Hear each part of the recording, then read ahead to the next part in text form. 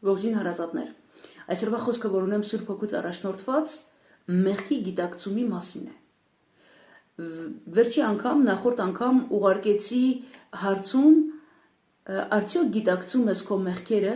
Սուրբ Աստծո պատվիրանի առջև, թե ոչ։ Ցավոք ոչ բոլորը հասկացան այդ հարցումի տեսակը, որ պիտի պատասխանվեր այդ հարցը, մտածեցին ուղղակի ես այդպես միտք եմ տվել, որ խորեն,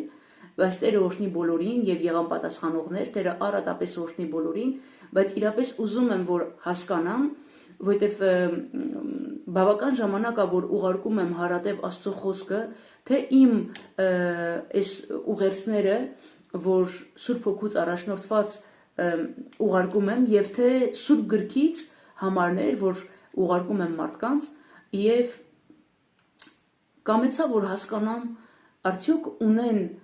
այն մարդիկ, ում որ ես ուղարկում եմ հարատև Աստծո խոսք, արդյոք ունեն մեղքի զգացողություն եւ արդյոք ընդունում են, որ այդ ամենը իրանց վերաբերվում է, թե ոչ։ Օրինակ, եթե դու մեղավոր չես, ուրեմն Քրիստոսի խաչը քեզ հետ կապ չունի, որովհետեւ Քրիստոս մեղավորների համար խաչվեց։ Մեղավորներին թողություն տվեց, սուրբերի համար չխաչվեց։ Ինչու՞, որովհետեւ սուրբ չկար, որովհետեւ արդար չկար, մեկն էլ չկար, ըստ Աստվածաշնչի։ Բայց երբ որ դու ինքդ քեզ համարում ես արդար ու սուրբ, դու ինքդ քեզ զատում ես այն ամենից, ինչ որ Հիսուս Քրիստոս կատարեց խաչի վրա։ Եվ իր մեռելներից հարությունը քեզ հետ կապ չունի, եւ իր ոչ մի բանը քեզ հետ կապ չունի։ Ինչու այս նյութը ինձ համար դառավ կարևորագույն, որովհետեւ խոսում եմ մարդկանց հետ եւ մատնացույց եմ անում մեղքը, որ կատարել են իրանք, եւ այդ մարդն ինձ ասում է, դա Հիսուսին չի վերաբերվում։ Ինչպես Հիսուսին չի վերաբերվում։ Երբ որ դու եկել ես Հիսուսի արարված աշխարհի մեջ ես ապրում, Հիսուսի ուզած ժամանակն ես ծնվել, Հիսուսի ուզած ազգության մեջ ես ծնվել, Հիսուսի ուզած ընտանիքի մեջ ես ծնվել, եւ ամեն բան ինքն է որոշել ու նախասահմանել քեզ համար, եւ քեզ ղրկել է կոնկրետ նպատակի համար, որ դու դա կատարես այդ առաքելությունը, եւ դու եկել ես իր արարվածի մեջ եւ ասում ես շատ լավ ես արել ես ամենը, բայց իմ կյանքը քեզ չի վերաբերվում։ Ինչպես։ Եվ այսպիսի հարտահայտություններ էլ կա, այս իմ կյանքն է, ես եմ որոշում։ Ինչ է նշանակում իմ կյանք։ Ինձ հետաքրքիր է, օրինակ դու ես այդ կյանքի օրերը որոշողը, դու ես այդ կյանքը քեզ ամեն օր քեզ նվիրողը, դու առավոտ աչքերդ բացում ես եւ ասում ես մի օր էլ ունես ապրի, հա դու ես տալիս այդ կյանքը քեզ։ Մի քիչ վտանգավոր կատեգորիա եմ նկատել, այն գիտեք, այն բարեպաշտ մարդիկ են, որ իրապես իրանք լավն են ամեն առումով։ Իրապես իրանք բարի են, հեզ են, խոնար են, ընտանիքի մեջ, ընկերության մեջ, ամեն տեղ իրանք համարյա թե կատարյալ են։ Եվ հենց այդ տեսակի մարդիկ են, որ իրանց կյանքի մեջ կոպիտ սխալներ չեն արել, կոպիտ մեղքերի մեջ չեն ընկել, միշտ sense ծնողներին հնազանդ, հետո ամուսնացել են իրանց ամուսնուն հնազանդ, միշտ այսպես խոնարհի բանի մեջ են եղել, կերպարի մեջ են եղել, եւ իրանք մեղքը պատկերացնում են եւ միշտ ասում են, ես շնություն չեմ արել, ես չեմ գողացել, ես չեմ սպանել, բայց առաջի պատվիրանը ոչ ոք չի ասում, որ ես պահել եմ, բայց այն մյուսները ասում են։ Բայց առաջի պատվիրանը, որ սիրի քո Տեր Աստծուն, քո ամբողջ սրտով, մտքով, էությամբ ու զորությամբ, դա նշանակում է, որ ինչ որ անում ես, քո ամբողջ հասկացողությունը, քո էությունը, քո միտքը պիտի զբաղված լինի քո արարիչ Աստծուն փառավորելու մեջ եւ իր կամքը կատարելու մեջ։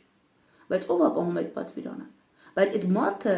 այդ պատվիրանը չպահելով մյուս պատվիրաններն ասում է, որ ես պահում եմ այդ պատվիրանները, բայց առաջի պատվիրանը դու չպահեցիր, դու արդեն օրինազանց ես, դու արդեն մեղավոր ես Սուրբ Աստծո պատվիրանների առջև։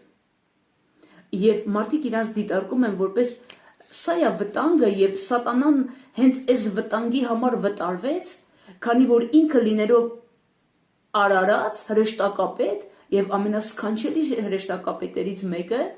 ինքը իրան դիտարկեց որպես առանձին մեկը, որ կարա Աստծուց էլ բարձր իր աթոռը դնի եւ ինք նպատակը սատանայի, այդ հպարտության նպատակը, որ ես առանց քեզ ես կարամ։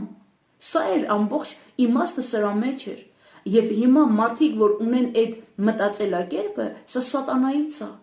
որ ես առանձին անհատ եմ եւ սա իմ կյանքն է եւ ես չես կարող սիրելիս, չես կարող, քանի որ դու արդեն եկել ես Հիսուս Քրիստոսի արարված աշխարհի մեջ ես եւ ամեն բան ինքը որոշեց ու նախասահմանեց, դու չես կարող անկախ լինել իր արարվածի մեջ ապրելով դու չես կարող։ Դրա համար սա մեր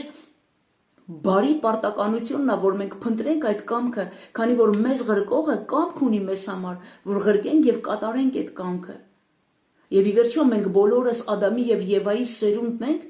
որոնք մեղանչեցին Եդեմի պարտեզում, եւ այդ մեղքի ժառանգորդներն ենք, մենք կրում ենք այդ մեղքերը, եւ եթե Տիրոջ ողորմության շնորհիվ դու այդպիսի կոպիտ մեղքերի մեջ չես ընկել, դա չի նշանակում, որ դու մեղավոր չես։ Մենք բոլորս մեղավոր ենք, Սուրբ Աստծո պատվիրանի առջև մենք բոլորս մեղանչել ենք եւ մենք բոլորս մեղքերի թողության կարիք ունենք, ապաշխարության կարիք ունենք։ Հիսուս Քրիստոս երբ որ եկավ այս աշխարհ եւ սկսեց իր քարոզչությունը, առաջի խոսքը ապաշխարությունն էր։ Ապաշխարեք, որովհետեւ երկնքի թագավորությունը մոտեցել է, եւ Հովհաննես Մկրտիչը նույնպես, եւ ամբողջ Աստվածաշունչը կոչ է անում, որ զղջացեք, խոստովանեք ձեր մեղքերը, ասեք, որ մեղավոր եք, քանի որ եթե մարդը չխոստովանեց իր մեղքերը, ինքը հավիտենական կորուստ է գնալու։